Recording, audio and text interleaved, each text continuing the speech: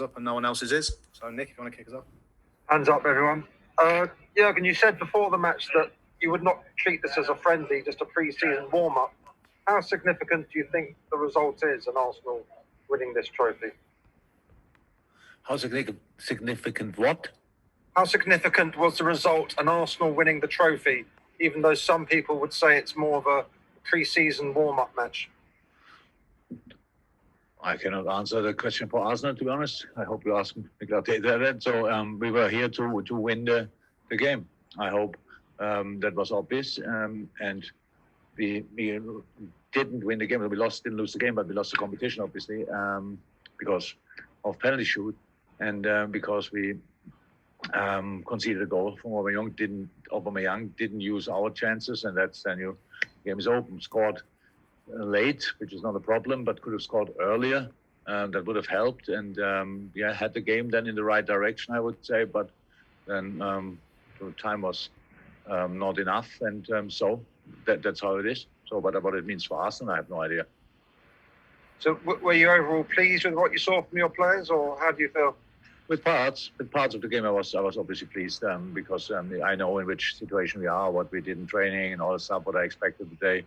From a physical point of view, from a tactical point of view, and for the game we had to play today here against a defensive block, the 5-4-1, you need to have 100% fresh legs. Your decision making needs to be on top, and so we were not the freshest legs, but it was fresher than 3-4 days ago. And that's all normal. So we have another 2 weeks to prepare the next season. But when you then concede the goal we conceded, then of course that doesn't help at all. And so we had to get control back of the game, I would say. We had that in the second half with the constant threat, obviously, with the counterattacks and all these things. And Arsenal had a good build-up. They didn't really create chances with that. So at any point on the pitch, we won the ball then. But we had to work hard for that, and that's how it is. And then, but we had our 2-3 big moments, which we didn't finish off. That's decides games. We know that, and so that's the reason for the result. Cheers. Thanks for your time. Thank you, Nick. Thank you. Anyone else with a question? A short press conference if people haven't got anything to ask. Thank you. Okay. Oh, there we go. Paul Joyce. Paul. Yeah, again, could I ask you about the 5 substitutes rule that's going to be debated next week? Are you in favour of that? Yes. I know the discussion will then go again. It's an advantage for the bigger clubs. Look, I don't discuss it from that point of view. I don't want to have an advantage in the competition or whatever. It's about it will be we have 38 Premier League games in a 4 week shorter season. That says it all. And all the other competitions will be pretty much the same as far as I know. And that means just that these things would help. But I can imagine that that other teams see it differently. So, but it's never because having an advantage. I saw it last year as well. When we played the last 9 games of the season, I thought, oh, good, City brings 5 players, not bad.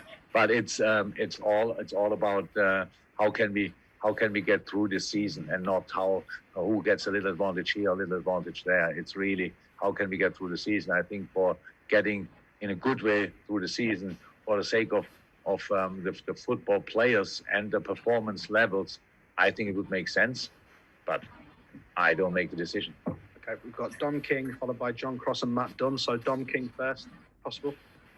Yeah, again, just wanted to talk to you about Taki and the goal that he scored. Players can have sort of turning points and lift off from big moments like that. How sort of big a day do you think that is for him?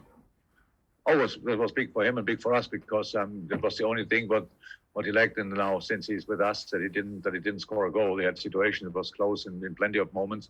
That helps, of course, but the shape he's in is obviously good. I think that could everybody see when he came on. But then the goal is more or less the logical step after performing on level he performs now since, especially in the preseason. So I'm very pleased for him. Yeah, was very important for us to stay in the game, and for him just to make this first important step. Thank you. John Cross, and then we'll finish with Matt Dunn if there's no further ones. John?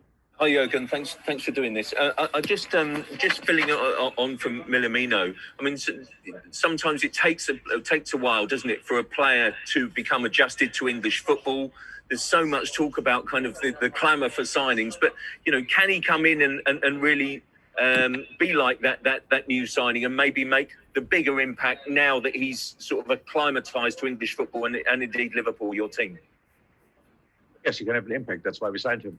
That's easy as that. I don't want to put down after one or two really good performances in the preseason massive pressure on his shoulder. There's absolutely no need for. We have a good football team. It's difficult to come in that team anyway. But he is a player which is really useful for us. Let me say it like this.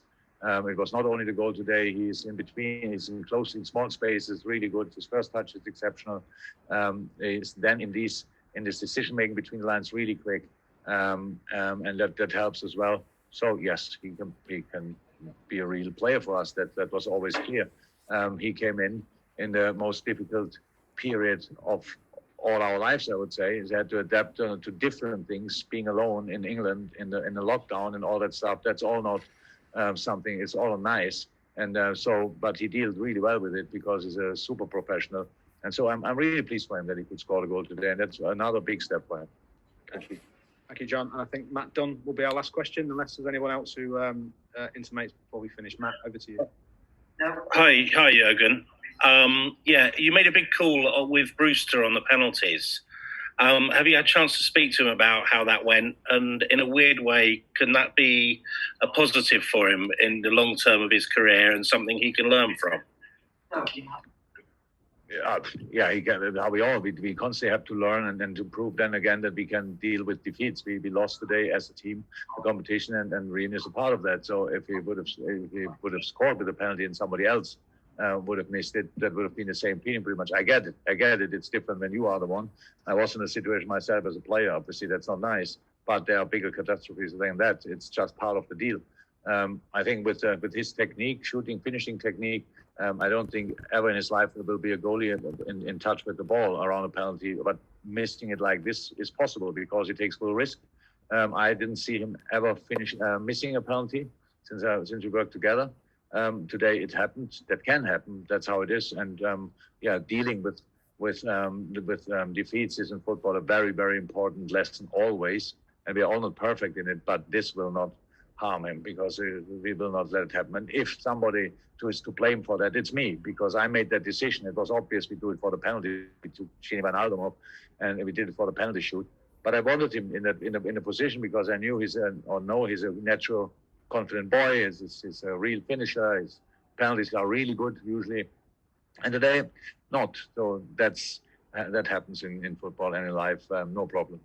So just to follow up, you said it happened to you. Does that mean that you'll talk to him, or you can use your own experiences to perhaps deal with it? I don't. I rarely join or share my football experiences with the boys because it's too long ago and everything. But I'm not the only one who missed a penalty in my life in the team. So the boys pick him up. It's not about me that I make it bigger than it is. He missed a penalty. We had a few words directly when he left the pitch. That's all fine. Nothing to apologize for or whatever. That's football, no problem. We should, if we would have wanted to win the game, then we should have scored during the 92 minutes. We didn't do that often enough, and that's why it came to penalty shoot, and it's a lottery. We know that. It's not about who's the best, who's that. It's just you have to score, and we did that 4 times really well. And this penalty was not the worst I ever saw. It was just a little bit too high. It was absolutely no chance for the goalie, just too high, and that's why why it happened, how it happened. And what was the occasion when you missed, Jurgen? Sorry? What was the occasion when you missed? It's too long ago. I don't know anymore. But it was for sure in a cup game. Whenever. Don't know. It's really too long ago. Sorry. But you still remember. Would like to help you. Thank you, guys. Thanks again. Bye-bye. Good. Thank you. Bye-bye.